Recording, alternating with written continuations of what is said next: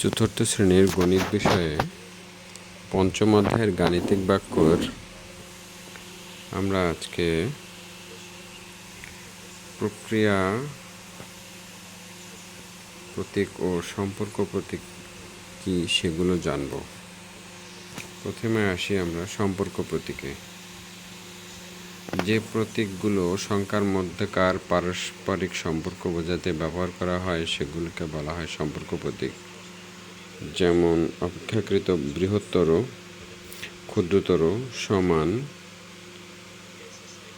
বৃহত্তর নয়, ক্ষুদ্রতর নয় এবং সমান নয়।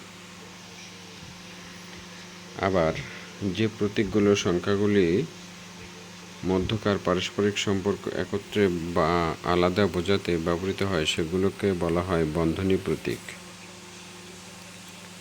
যেমন প্রথম বন্ধনী, দ্বিতীয় বন্ধনী ও তৃতীয় বন্ধনী।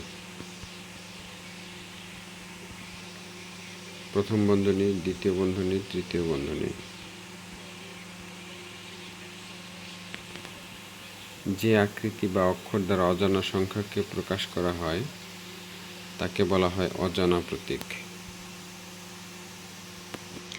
যেমন খালিঘর, বৃত্তাকার চিহ্ন, ক, অন্য যে কোনো অক্ষর।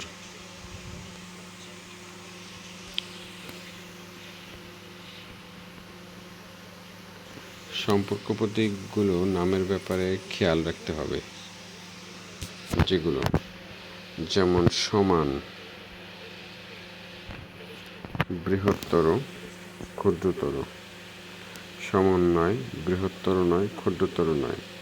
প্রথম বন্ধনী, দ্বিতীয় বন্ধনী, তৃতীয় বন্ধনী।